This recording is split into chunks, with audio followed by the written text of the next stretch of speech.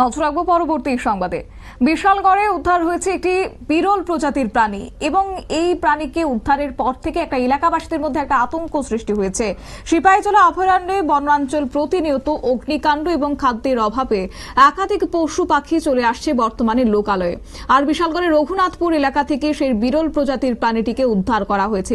সিপাহীজলার অভয়ারণ্যের কর্তৃপক্ষ সম্পূর্ণভাবে উদাসীন বলে অভিযোগ তুলছেন স্থানীয়রা। লোকালয়ে আসার পথে কখনো বিদ্যুৎ কখনো গাড়ির ধাক্কায় একাধিক পশু পাখির মৃত্যু হচ্ছে সিপাহীজলা জেলায়। অভয়ারণ্যের এই পশু পাখির আতঙ্কে জেলার একাধিক মানুষ এখন আতঙ্কিত।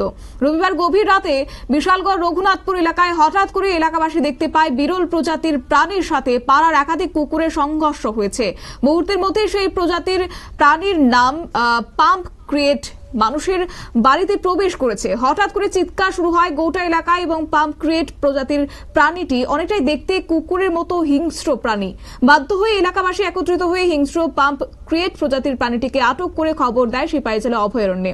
বন দপ্তরের কর্মীরা ঘটনাস্থলে ছুটে এসে রঘুনাথপুর এলাকায় এলাকাবাসীদের হাতে আটক বিরল প্রজাতির প্রাণীটিকে উদ্ধার করে সিপাহীজলা অভয়ারণ্যে নিয়ে যায়। এই প্রসঙ্গে বন দপ্তরের পক্ষ থেকে কি জানানো হচ্ছে শুনুন।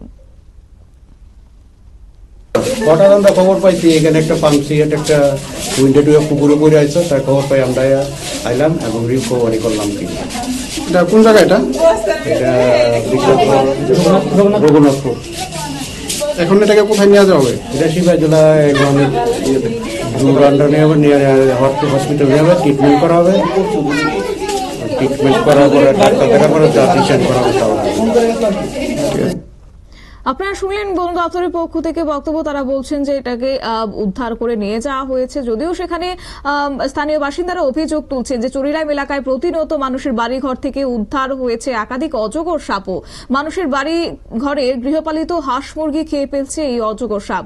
অন্যদিকে বানরের তাণ্ডবে অতিষ্ঠ হচ্ছে সিপাহীজলা জেলার বিভিন্ন এলাকার মানুষ। সিপাহীজলার অভয়ারণ্যের পশু পাখিদের খাদ্য ও চিকিৎসা করতে কেন্দ্রীয় সরকার যেভাবে অর্থ প্রদান করেছে তেমনভাবে পশুদের খাদ্য দেওয়া হচ্ছে না বলে অভিযোগ উঠেছে কর্তৃপক্ষের বিরুদ্ধে। এই বিষয়ে প্রতিনিয়ত একাধিকবার সংবাদ মাধ্যমে প্রকাশিত হওয়ার পরও আদতে কর্তৃপক্ষরা এক প্রকার উদাসীন রয়েছে, এমনটাই অভিযোগ তুলছেন স্থানীয়রা। নিয়ে নিচ্ছি ছোট্ট একটি বিজ্ঞাপন বিরতি, সঙ্গে থাকুন।